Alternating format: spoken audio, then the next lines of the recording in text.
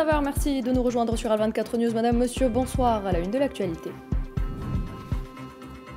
Ce chiffre effarant, 557 dépouilles de martyrs palestiniens récupérées par les autorités palestiniennes depuis l'entrée en vigueur du cessez-le-feu à Gaza.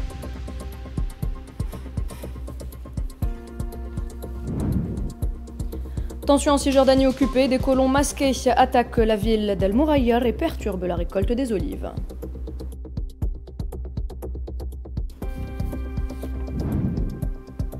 L'entité sioniste bombarde la région de Nabatiyeh dans le sud du Liban et fait une victime.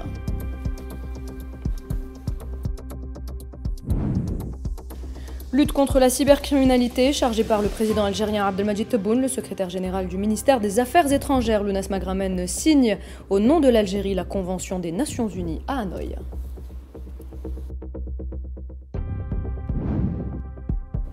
La Chine et les États-Unis concluent la première journée des négociations économiques et commerciales à Kuala Lumpur.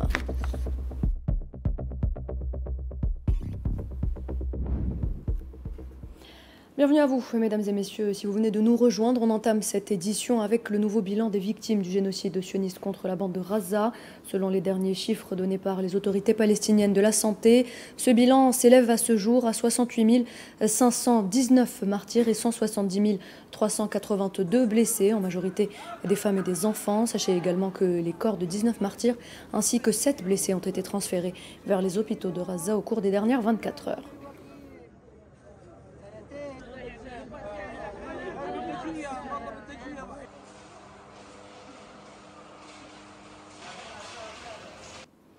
Le ministère palestinien de la Santé a annoncé que les équipes de secours avaient réussi à récupérer les corps de 557 martyrs, dont 93 assassinés par des tirs directs. Depuis l'entrée en vigueur de l'accord de cessez-le-feu à Gaza, le communiqué publié par le ministère indique que les hôpitaux de l'enclave palestinienne ont d'autre part accueilli les dépouilles de 19 martyrs, dont 15 ont été retrouvés, 4 autres ont été lâchement assassinés par des tirs directs et 7 ont été blessés au cours des dernières 48 heures.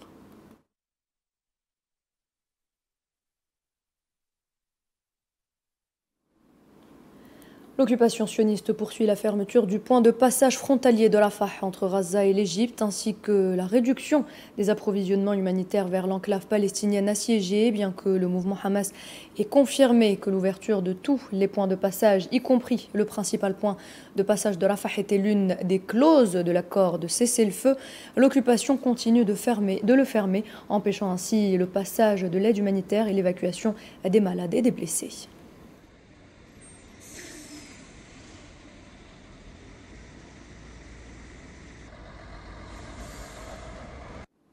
L'Office de secours et de travaux des Nations Unies pour les réfugiés de Palestine appelle à autoriser l'entrée de l'aide humanitaire dans la bande de Gaza, soit 600 camions par jour, comme le prévoit l'accord de cessez-le-feu. Dans une publication sur la plateforme X, l'UNRWA a indiqué que les habitants de Gaza n'avaient pas constaté d'amélioration de leur situation en raison de la qualité et de la quantité limitée de l'aide humanitaire qui leur parvient et que des centaines de milliers d'entre eux dorment toujours dans les rues sans tente ni abri.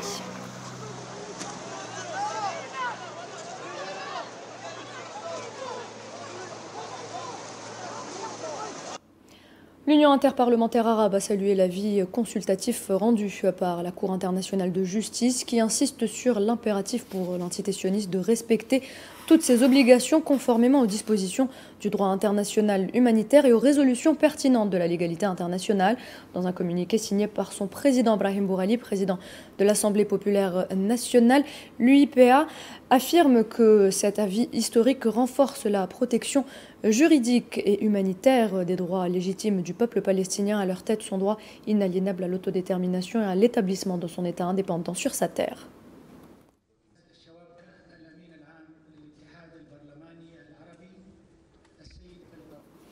Et les forces d'occupation sionistes ont lancé ce samedi une campagne d'arrestation dans plusieurs villes et villages de Cisjordanie occupés. L'agence de presse palestinienne Wafa a rapporté que les forces d'occupation avaient arrêté 7 civils palestiniens lors d'une campagne de raid dans les gouvernorats d'El Khalil, Salfit et Tulkarem.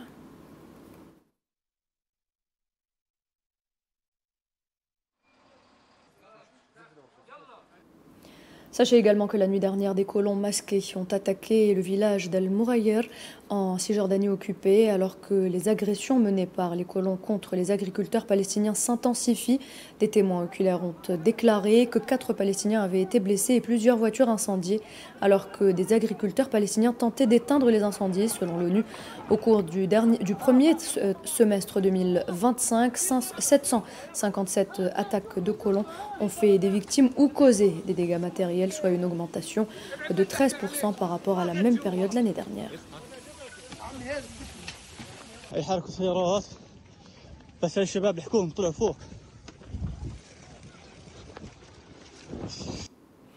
Et face à cette vague de violence des colons sionistes, les agriculteurs en Cisjordanie occupée peinent à récolter leurs olives. Plusieurs oliviers ont d'ailleurs été brûlés. Les champs du village d'Al-Mourayer sont devenus quasi désertiques en raison de cette montée de violence. À cela s'ajoutent les interventions des forces sionistes qui arrachent et déracinent les oliviers et poussent les agriculteurs à quitter leurs terres. La Cisjordanie occupée compte à elle seule plus de 8 millions d'oliviers pour environ 3 millions d'habitants selon le recensement agricole de 2021.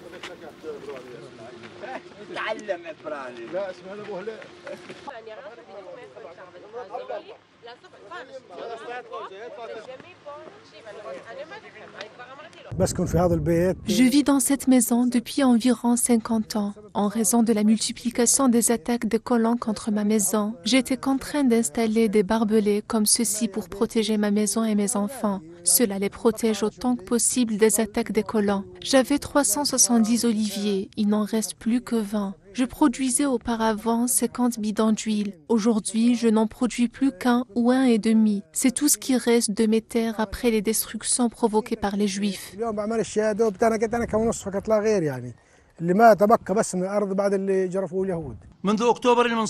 En Cisjordanie, depuis octobre dernier, le ministère a recensé la destruction de plus de 15 000 oliviers dans le cadre d'une politique systématique visant à déposséder les agriculteurs de leurs terres et à perturber leurs moyens de subsistance, ce qui a un impact négatif sur la sécurité alimentaire, la production locale, la stabilité économique et entraîné la détérioration des conditions de vie de milliers de familles palestiniennes. Au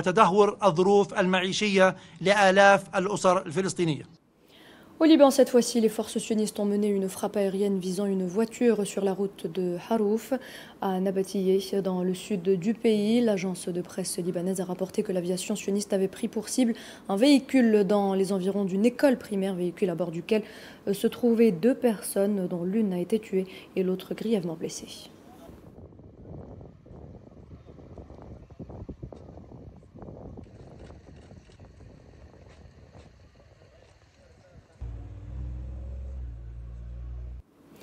Parlons à présent d'un autre pays occupé, le Sahara occidental. Le responsable du secrétariat politique du Front Polisario, Amrabi El-Mami, a condamné le projet américain, le qualifiant de honteux et contraire aux exigences du droit international. Dans son intervention lors d'une réunion des membres de l'unité politique et administrative du martyr Al-Hafed vendredi, le responsable sahraoui a qualifié le projet de tentative ratée et flagrante d'imposer la proposition marocaine et de légitimer l'occupation, ainsi que de complot visant le projet de la nation sahraoui, soulignant la détermination du Front Polisario à obtenir l'indépendance et la liberté.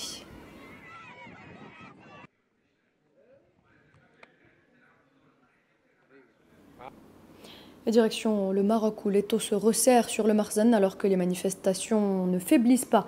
Depuis des semaines, la Djenzi continue de réclamer un changement immédiat dans le royaume. Les détails, Souila Kilal.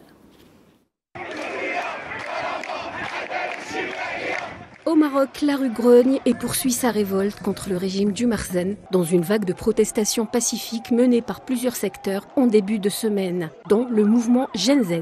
Un mouvement dont les revendications légitimes sont accueillies depuis des semaines par la répression policière et les arrestations arbitraires, reflétant ainsi l'échec cuisant du gouvernement à trouver des mécanismes clairs pour lutter contre la corruption et les conflits d'intérêts.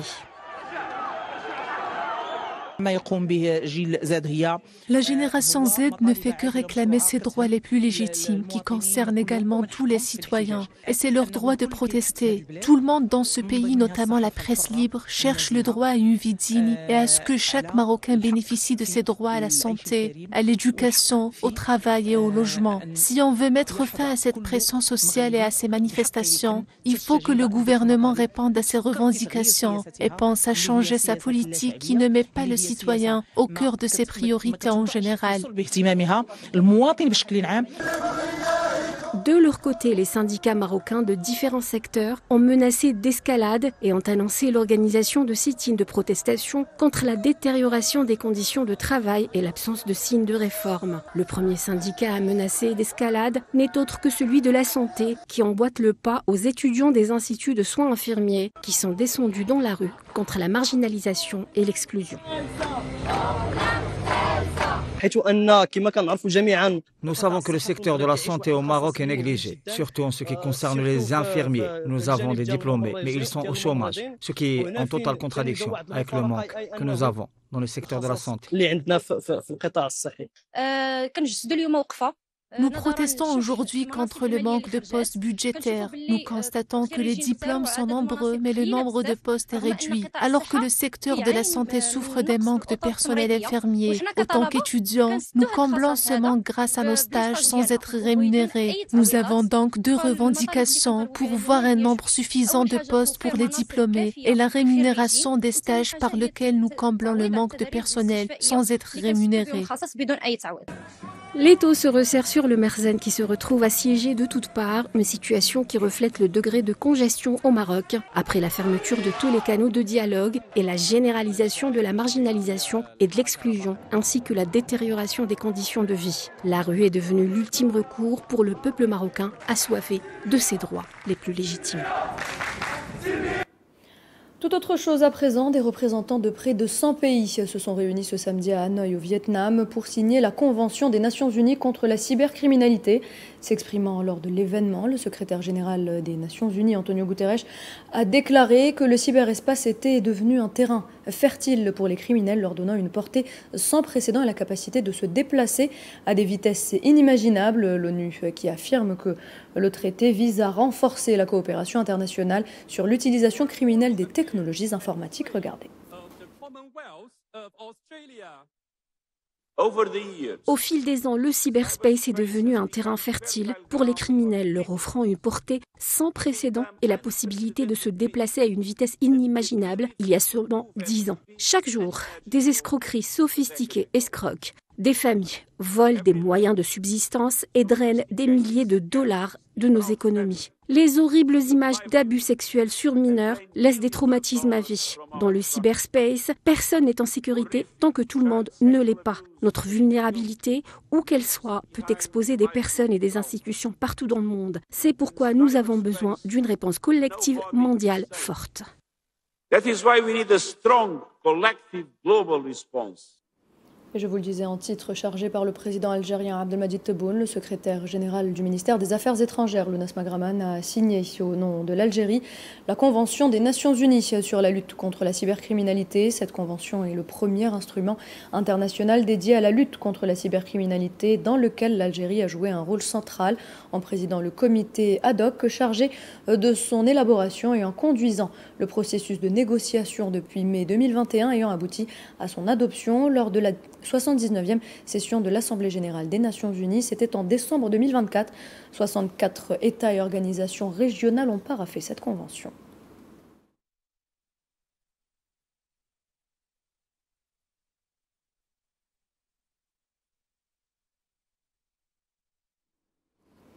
Conflit russo-ukrainien, le gouverneur de la région russe de Belgorod a révélé que l'Ukraine avait bombardé un barrage causant des dommages qui pourraient entraîner sa rupture. Dans un communiqué publié sur l'application Telegram, le gouverneur a déclaré que la répétition des frappes sur le barrage pourrait entraîner des inondations et conseillé donc aux habitants des deux zones résidentielles frontalières de quitter leur maison pour se rendre dans des lieux d'hébergement temporaires. Les autorités de Kiev n'ont pour l'instant fait aucun commentaire.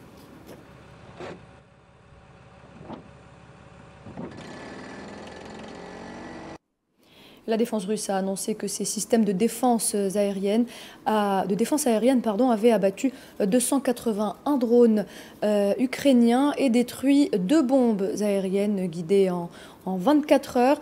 Le ministère affirme que ces systèmes ont réussi à détruire une plateforme de lancement de missiles du complexe côtier Neptune appartenant aux forces ukrainiennes, ainsi que des ateliers de production de drones.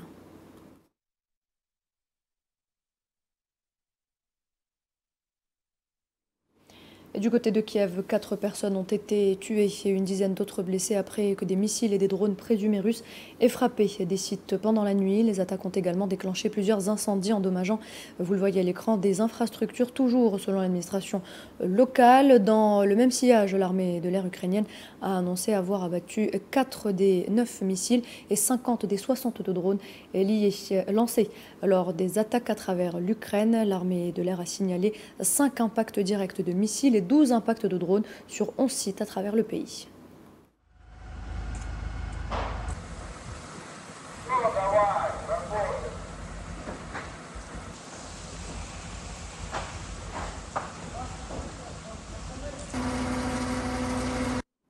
Par ailleurs, le président ukrainien Volodymyr Zelensky a exhorté ses alliés européens à renforcer les capacités de l'Ukraine en matière d'armes à longue portée. Lors d'une réunion organisée vendredi à Londres pour soutenir l'Ukraine, Zelensky a déclaré que fournir à l'Ukraine des armes à longue portée aiderait à faire pression sur la Russie pour qu'elle négocie la fin de la guerre.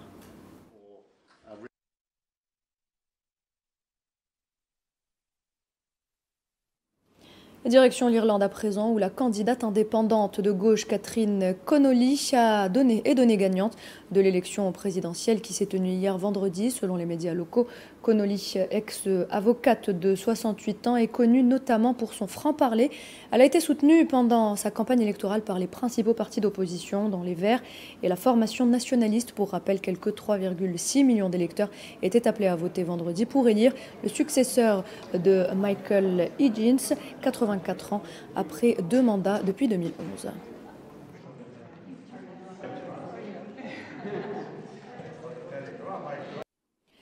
Un mot d'économie avec l'agence de notation Moody's qui a modifié vendredi la perspective de la France de stable à négative tout en maintenant sa note souveraine de A à 3, invoquant des risques accrus liés à la fragmentation du paysage politique français. Moody's a déclaré dans un communiqué que l'instabilité politique en France risque d'entraver la capacité du gouvernement français à relever les principaux défis politiques tels qu'un déficit budgétaire élevé, une dette croissante ou encore une augmentation durable des coûts d'emprunt. La dette publique de la France a encore augmenté au deuxième trimestre de cette année, atteignant environ 3 400 milliards d'euros, soit 115,6% du produit intérieur brut du pays, selon des données publiées par l'Institut national de la statistique et des études économiques en septembre.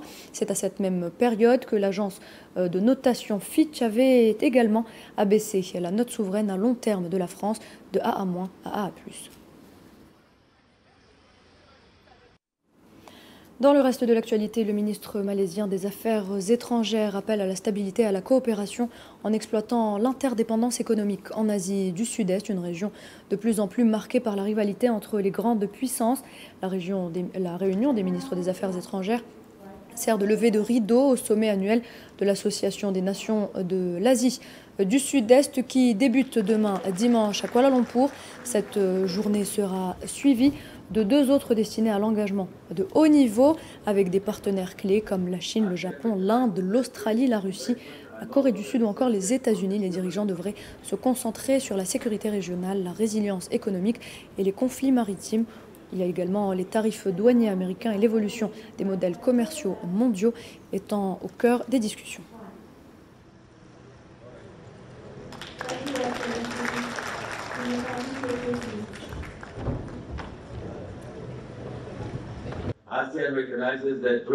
L'ASEAN reconnaît que le commerce et les investissements ne sont plus à l'abri des turbulences géopolitiques. L'interdépendance économique peut être source de vulnérabilité et de stabilité. Notre mission est de faire en sorte que l'interdépendance devienne un vecteur de coopération plutôt qu'un outil de coercition. Et la signature d'un cessez-le-feu élargi entre la Thaïlande et le Cambodge suite aux affrontements frontaliers survenus plus tôt cette année devrait avoir lieu lors du sommet de l'ASEAN à Kuala Lumpur. Le porte-parole du ministère thaïlandais des Affaires étrangères a déclaré lors d'un point de presse effectué plus tôt dans la journée qu'il s'agissait d'une déclaration entre les deux pays voisins sur leur engagement à renouveler leurs relations et à normaliser leurs relations diplomatiques.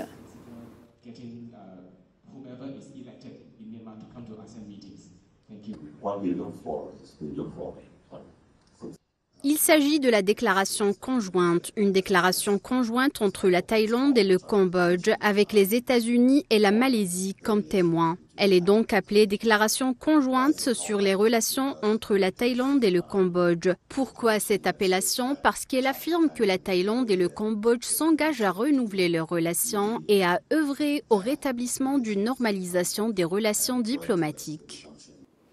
Autre actualité ce soir, les délégations chinoises et américaines ont terminé ce samedi leur première journée de discussion sur les questions économiques et commerciales à Kuala Lumpur. La délégation chinoise est dirigée par le vice-premier ministre chinois He Lifeng, également membre du bureau politique du comité central du Parti communiste chinois. Les négociations de Kuala Lumpur devraient se poursuivre jusqu'à lundi.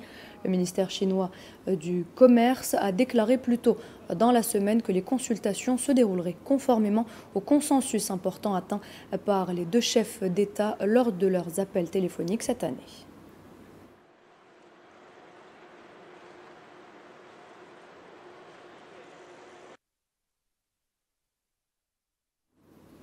Et dans la foulée, le président américain Donald Trump, à première vue très remonté contre le Canada, a affirmé vendredi soir qu'il n'avait pas l'intention de s'entretenir avec le Premier ministre Carney ce week-end en Asie. Une déclaration qui survient après la rupture des négociations commerciales avec le voisin canadien. À Kuala Lumpur, Trump et Carney participeront dimanche au sommet de l'Association des Nations de l'Asie du Sud-Est. Trump s'est dit déçu et à cause du Canada d'avoir menti et d'avoir inventé une fausse déclaration du président Reagan. Le Canada a menti. Ce qu'ils ont fait est terrible. Ils ont inventé une fausse déclaration du président Reagan. Reagan était un fervent partisan des droits de douane lorsque c'était nécessaire. Et nous en avons besoin pour la sécurité nationale. Ils ont complètement renversé la situation, car ils sont pénalisés par les droits de douane, tandis que nous en bénéficions. Ils ont utilisé les droits de douane contre nous sous différents présidents, avec succès. Ils ont soutiré beaucoup d'argent de notre pays, et maintenant nous les récupérons. Vous savez, on est bien placé pour ça, mais ils ont pris une publicité qui disait exactement le contraire. Le Canada, je suis donc déçu du Canada. Ils ont menti. C'était une supercherie ce qu'ils ont fait. Retour en Algérie avant de clore cette édition. À l'occasion de la journée nationale de l'arbre, l'Algérie a lancé ce samedi la campagne nationale de plantation 2025-2026, placée sous le slogan « Verte par la volonté de Dieu », une vaste opération qui vise à planter 1 million d'arbres en une seule journée à travers tout le territoire national pour restaurer les écosystèmes et renforcer le couvert végétal. Maria Chouillard. Sous le slogan « Verte par la volonté de Dieu », l'Algérie a donné le coup d'envoi d'une vaste campagne verte à travers tout le territoire national. Ce samedi 25 octobre, une date qui coïncide avec la journée nationale de l'arbre, des milliers de citoyens à travers tout le pays se sont donné rendez-vous pour célébrer la nature et renouveler leurs promesses envers la terre. J'ai ramené mes enfants ici afin qu'ils participent à cette campagne de plantation d'arbres. J'espère que cette initiative durera dans le temps. Nous avons planté des arbres, nous les avons arrosés et je suis vraiment très contente d'avoir participé à cette campagne. Dès les premières heures de cette matinée, l'odeur de la terre humide s'est mêlée au rire d'enfants. Pelle à la main, ils étaient contents de planter un arbre. Les images parlent d'elles-mêmes quand on voit ce nombre important de participants qui ont rejoint spontanément la mobilisation, alors même que l'accès à cette région n'était pas facile. Il y avait beaucoup d'embouteillages. C'est quelque chose qui fait plaisir et qui montre que le peuple algérien est conscient de l'importance de l'environnement durable. Comme vous le savez, cette opération s'inscrit dans le cadre de la grande campagne visant à planter environ 1 million d'arbres à l'échelle nationale. L'État dispose actuellement d'une stratégie visant à reconstruire d'ici 2030 le couvert végétal forestier sur une superficie atteignant 4,7 millions d'hectares.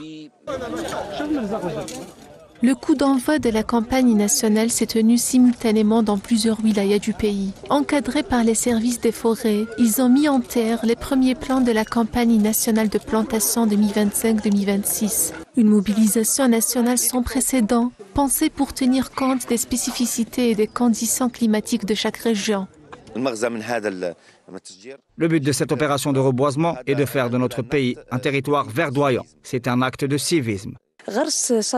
Planter un arbre, c'est investir dans l'avenir et préparer un environnement sain pour les générations futures.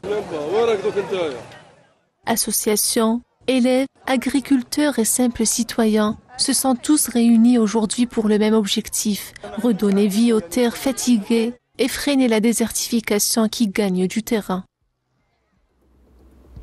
Et voilà, c'est la fin de cette édition. Merci de l'avoir suivi. Très bonne soirée.